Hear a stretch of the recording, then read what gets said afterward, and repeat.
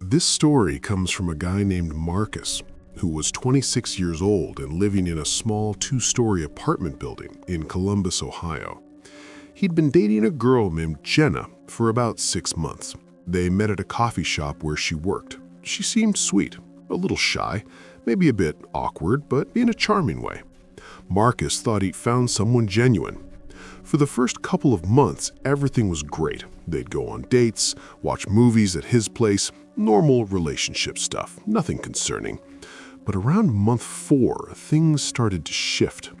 Jenna started getting clingy. She'd text him 30, sometimes 40 times a day, just random things. What are you doing? Who are you with? Send me a picture of where you are. At first, Marcus thought it was cute. He figured she just really liked him. But then she started showing up at his work unannounced. She'd say she was just in the neighborhood, even though his office was 20 minutes from anywhere she'd normally be. Marcus tried talking to her about boundaries. She'd apologize, promise to give him space, but within a day or two, it would start again. He was starting to think about ending things, but before he could make that decision, something happened that changed everything. Marcus was about to discover Jenna had been keeping a secret. One night, Marcus was at home around 11 p.m., lying on his couch watching a documentary when he heard something from upstairs. Footsteps. Heavy, deliberate, walking back and forth across the ceiling, right above his living room. Now, Marcus knew for a fact that the apartment directly above his had been vacant for almost 3 weeks. The previous tenant moved out mid-month, and the landlord told him they were doing some minor renovations before listing it again. He grabbed the remote and muted the TV. The footsteps continued, slow, methodical, like someone pacing back and forth, back and forth. Marcus felt his pulse quicken. He pulled out his phone and called his landlord. It went straight to voicemail. He tried texting, no response. The footsteps moved across the ceiling and stopped directly above his bedroom. Then silence. Marcus sat there in the dark for about 20 minutes, just listening. Nothing, no more sounds. He convinced himself it was probably just pipes expanding or the building settling. Old buildings make weird noises, right? But deep down, he knew what he heard. He barely slept that night. The next morning, Marcus went upstairs and knocked on the door of the vacant apartment. No answer. He tried the handle, locked. When he finally got in touch with his landlord later that day, the guy seemed genuinely confused. He said no workers had been scheduled. No one had access to that unit except him. Marcus let it go. He had to. What else could he do? But 2 nights later, it happened again. 3:18 a.m. Marcus woke up to the sound of footsteps. This time, they were directly above his bed, pacing slowly, stopping, then starting again. His heart was pounding so hard he could hear it in his ears. He lay there frozen, staring at the ceiling, listening to someone walk back and forth above him for almost 15 minutes. Then it stopped. But this time, Marcus heard something else, a faint creaking sound, like someone kneeling down. Marcus grabbed his phone, turned on the flashlight, and scanned his bedroom ceiling. That's when he noticed it. A tiny spot, right above his bed. A small circle, maybe the size of a dime, where the paint looked slightly different, fresher. What Marcus found drilled into that ceiling would reveal who had been watching him. This right then, he wasn't going to wait until morning. Marcus got dressed, grabbed a flashlight and a kitchen knife just in case, and went upstairs. The hallway was dark. The motion sensor lights had burned out weeks ago and maintenance hadn't replaced them yet.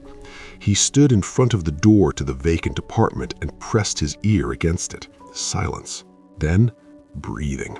Someone was on the other side of the door, close, maybe inches away from where he was standing. Marcus's entire body went cold. He backed away slowly, trying not to make a sound, and went back downstairs. He locked his door, shoved his dresser in front of it, and called 911. The operator told him to stay inside and keep the door locked until officers arrived. 15 minutes later, 2 police officers showed up with the landlord, who looked annoyed and half asleep. They went upstairs and unlocked the vacant apartment. Marcus waited in the hallway, heart racing, while they searched inside. After a few minutes, one of the officers came out. His face had changed. "You need to see this," he said. Marcus followed them inside. The apartment was mostly empty. No furniture, just old paint cans and drop cloths in the corner.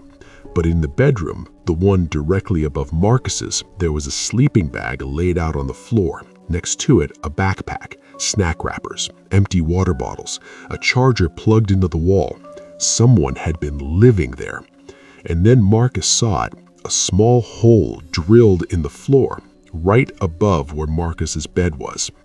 The officer shined his flashlight down through it. You could see directly into Marcus's bedroom, his bed, his dresser, everything. The police told Marcus to pack a bag and stay somewhere else while they investigated. He went to his friend's apartment across town and didn't sleep at all that night. The next morning, a detective called him.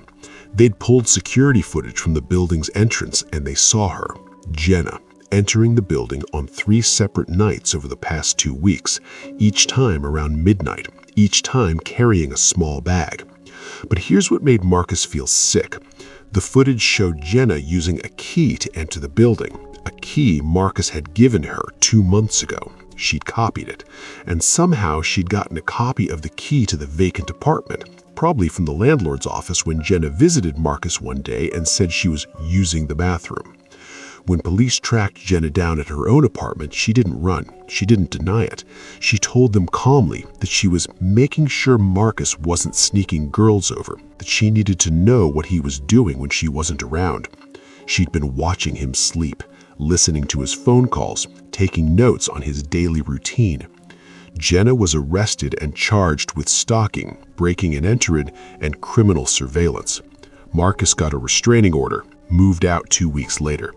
He told me he still can't sleep in a ground floor apartment, and he never sleeps with his bedroom door open.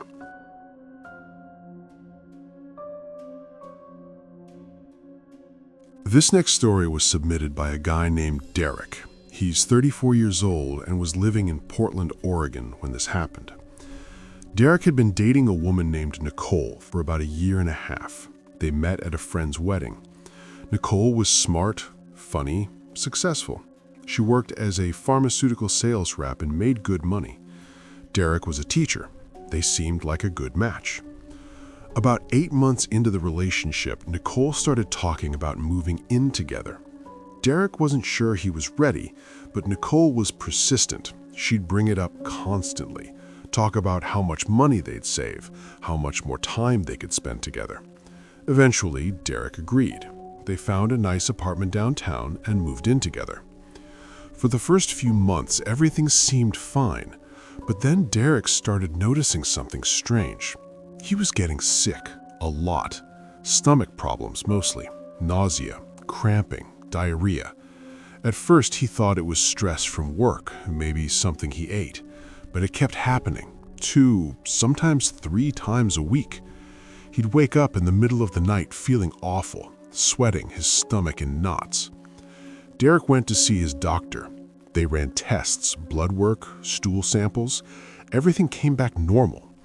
The doctor suggested it might be IBS or anxiety, prescribed him some medication and told him to watch his diet. But the medication didn't help. If anything, Derek felt worse. He started losing weight.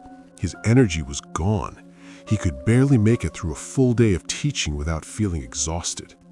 Derek was about to make a discovery in his own kitchen that would explain everything.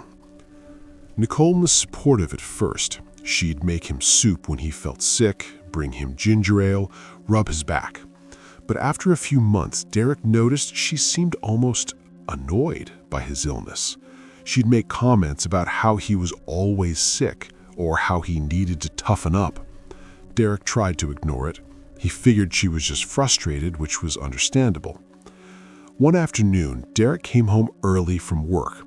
He'd felt sick during his lunch break and decided to call in for the rest of the day. When he walked into the apartment, Nicole wasn't there. She'd mentioned she had meetings all day. Derek went to the kitchen to make some tea. That's when he noticed something odd. There was a bottle on the counter, small, brown glass. It looked like a medicine bottle, but Derek didn't recognize it. He picked it up. The label had been partially scraped off, but he could still make out part of the text. Ipecac syrup. Derek had never heard of it. He pulled out his phone and searched for it. His blood ran cold as he read the results. Ipecac syrup is a medication that induces vomiting. It's used in cases of poisoning to make people throw up, but it's also dangerous if used repeatedly. It can cause heart problems, muscle weakness, even death if taken in large doses over time. Derek's hands started shaking. Why would Nicole have this? She'd never mentioned anything about it. He looked at the bottle again. It was nearly empty. Derek set it back down on the counter exactly where he'd found it. His mind was racing. This couldn't be what he thought it was. There had to be an explanation. Maybe Nicole bought it for work. Maybe it was for a presentation or something. But the more he thought about it, the less sense it made. What Derek discovered next would confirm his darkest suspicion and expose a pattern that had been going on for months. Derek decided to do something he never thought he'd do. He opened Nicole's laptop. She left it on the kitchen table. It wasn't password protected. He felt guilty, but he needed to know. He opened her browser history, and there it was. Dozens of searches over the past several months. How to make someone sick without them knowing. Symptoms of Ipecac poisoning. How long does Ipecac stay in system? Can doctors detect Ipecac in blood tests? Derek's hands were shaking. Why would Nicole have this? She'd never mentioned anything about it. He looked at the bottle again. It was nearly empty. Derek set it back down on the counter exactly where he'd found it. His mind was racing. This couldn't be what he thought it was. There had to be an explanation. Maybe Nicole bought it for work. Maybe it was for a presentation or something. But the more he thought about it, the less sense it made. The truth of what Nicole had been planning would be revealed in that journal, and it was far worse than anyone could have imagined. On the last page of the journal, Nicole had written out a timeline. She estimated that within another 3 months, Derek's heart would likely fail due to the prolonged Ipecac poisoning. She'd calculated how much money she'd get from the life insurance, how she'd play the grieving girlfriend. She'd even written out what she'd say at his funeral. Nicole was arrested and charged with attempted murder and insurance fraud. Derek spent the next 6 months recovering. His doctor told him that if he'd continued being poisoned for another few weeks, he likely would have died. The damage to his heart was already significant. Derek moved back in with his parents while he recovered. He still has stomach problems, still gets anxious around food. He told me he'll never fully trust anyone again. This final story comes from a woman named Rachel. She's 28 years old and was living in Austin, Texas when this happened. Rachel had been dating a guy named James for 2 years. They met at a concert, hit it off immediately. James was charming, successful. He worked in finance and traveled a lot for work. Rachel was a nurse working night shifts at a hospital. Their schedules were complicated, but they made it work. James would be gone for a few days at a time for business trips, then come back for a week or two. It wasn't ideal, but Rachel understood. He had a good job, made good money. She figured eventually his schedule would calm down and they could see each other more regularly. About 18 months into their relationship, James started talking about marriage. He'd bring it up casually at first, when we get married or after the wedding. Rachel was happy. She loved James. She wanted a future with him. They started making plans, looking at rings, talking about venues. James said he wanted to wait until after his big promotion at work, something about wanting to be in a better financial position. Rachel agreed. There was no rush. But then Rachel started noticing something odd. James's business trips were becoming more frequent and longer. He'd be gone for a week, sometimes 2. When Rachel asked about it, he'd get defensive, say that she didn't understand how demanding his job was, that he was working hard for their future. Rachel backed off. Rachel was about to receive a message from a stranger, one that would unravel everything she thought she knew about James. One evening, Rachel was scrolling through Facebook when she got a message request from someone she didn't know, a woman named Lauren. The message was short. "We need to talk about James. Call me." There was a phone number. Rachel's first instinct was to ignore it. It was probably spam or some kind of scam, but something made her curious. She called the number. Lauren answered on the second ring. "Thank you for calling," she said. Her voice was shaking. I know this is going to sound insane, but are you dating James Morrison?" Rachel's heart skipped a beat. "Yes? Why? Who are you?" There was a long silence. Then Lauren said something that made Rachel's world stop. "I'm his wife." Rachel couldn't breathe. She told Lauren she must be mistaken, that James wasn't married. Lauren laughed, but it sounded hollow. "I thought the same thing about you until I found your pictures on his phone." Rachel's mind was spinning. This couldn't be real. James had never mentioned being married, never mentioned an ex-wife, nothing. Lauren told Rachel they needed to meet in person, that there were things Rachel needed to see. They agreed to meet at a coffee shop the next day. Rachel didn't tell James about the message. She didn't know what to say. She barely slept that night. The next morning, Rachel drove to the coffee shop. Lauren was already there. She was pretty, around Rachel's age. She looked exhausted. They sat down, and Lauren pulled out her phone. She showed Rachel pictures, wedding photos. James in a tuxedo, Lauren in a white dress. They looked happy. The date stamp on the photos was from 3 years ago. But Lauren wasn't the only one, and what she was about to reveal would expose a double life that was far more elaborate than Rachel could have imagined. Lauren showed Rachel more photos. James with 2 kids, a boy and a girl, maybe 5 and 7 years old. James pushing them on swings, James at their birthday parties, James reading them bedtime stories. Rachel felt sick. "Those are our kids," Lauren said quietly. "Emma and Noah. James is their father." Rachel couldn't process what she was seeing. James had a whole family, a wife, kids, and he'd never mentioned them, not once. "Where does he tell you he is when he's gone?" "Business trips," Rachel said. Her voice sounded far away. Lauren nodded. "He tells me he's on business trips too, but he's not. He's with you." The women sat in silence for a moment. Then Lauren said, "There's something else. I hired a private investigator last month after I found your pictures. I needed to know the truth." She pulled out a folder from her bag. Inside were printed reports, photos, documents. "James has been doing this for years. You're not the first, and I don't think you're the last." The private investigator had found evidence of at least 2 other women James had been involved with over the past 5 years, women in different cities, women he'd met during his business trips. One relationship had lasted nearly a year before the woman found out about Lauren and ended it. The other woman apparently still didn't know. But the worst part was the financial records. James had been taking out credit cards in Lauren's name, in his kids' names, even in the name of one of the other women.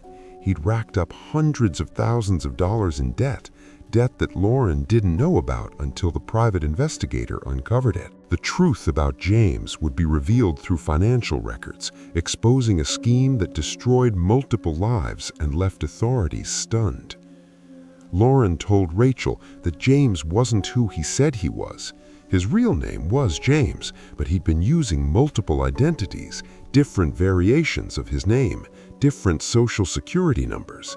He'd created fake pay stubs for his job in finance. The company he claimed to work for didn't exist. James had been unemployed for almost 2 years. All the money he'd been spending on Rachel, on Lauren, on the other women was from credit fraud and loans he had no intention of paying back. Rachel felt like she was in a nightmare. Everything she thought she knew about James was a lie. His job, his personality, his intentions, all of it was manufactured. Lauren told her that she'd already contacted the police, that James was being investigated for identity theft and fraud. She'd also filed for divorce. Rachel went home that day and packed all of James's belongings. When he came back from his business trip 3 days later, she was waiting for him. She didn't yell, didn't cry. She just told him she knew about Lauren, about the kids, about the other women, about the fraud. James's face went pale. Then he tried to lie, said Lauren was crazy, that she was making it all up, that the private investigator fabricated evidence. But Rachel showed him copies of everything Lauren had given her: marriage certificates, birth certificates for the kids, financial records, photos, everything. James finally stopped talking. He just stood there. Then he picked up his bags and left. That was the last time Rachel saw him. 2 weeks later, James was arrested. He was charged with identity theft, credit fraud, bigamy, and multiple counts of financial exploitation. Lauren testified at his trial. So did Rachel. So did 2 of the other women James had been involved with. James was convicted and sentenced to 15 years in prison. Rachel learned later that he'd been running similar schemes for over a decade. Different cities, different women, different lies, but always the same pattern. Lauren divorced him, got sole custody of the kids. Rachel went to therapy for a year. She said she still has trouble trusting people, still has trouble sleeping sometimes. She told me the worst part wasn't that James lied. It was that he was so good at it, that she never suspected, not even once, that the person she loved never actually existed.